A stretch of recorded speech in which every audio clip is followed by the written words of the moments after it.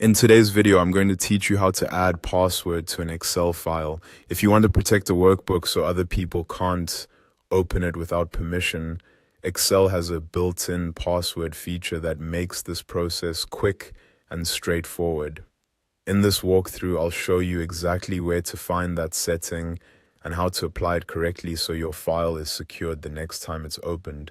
Start by opening the Excel workbook that you want to protect with a password. Make sure you're in the correct file before continuing, since the password protection will apply only to the workbook you currently have open. Once the workbook is open, go to the File tab. This will take you into Excel's Backstage view, where you can access file level settings and protection options. From there, look to the left-hand panel and select Info. This section includes the main tools for managing workbook properties, permissions, and security. In the Info area, click Protect Workbook.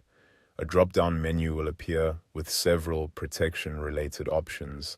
From that menu, choose Encrypt with Password. This is the option that prevents the workbook from being opened unless the correct password is entered. Now Excel will prompt you to enter a password. Type in the password you want to use, then click OK. After that, Excel will ask you to enter the same password again to confirm it. Re-enter the password carefully, making sure it matches exactly, and then click OK once more. At this point, the password has been added, but there's one more important step. Save the workbook. If you close the file without saving, the password protection won't be applied. So go ahead and save the workbook to make sure the change is locked in. After the file is saved, the setup is complete. The next time this workbook is opened, Excel will prompt for the password before anyone can access the contents. That means the file is now protected at the opening stage, which is useful when you need to keep sensitive spreadsheets private.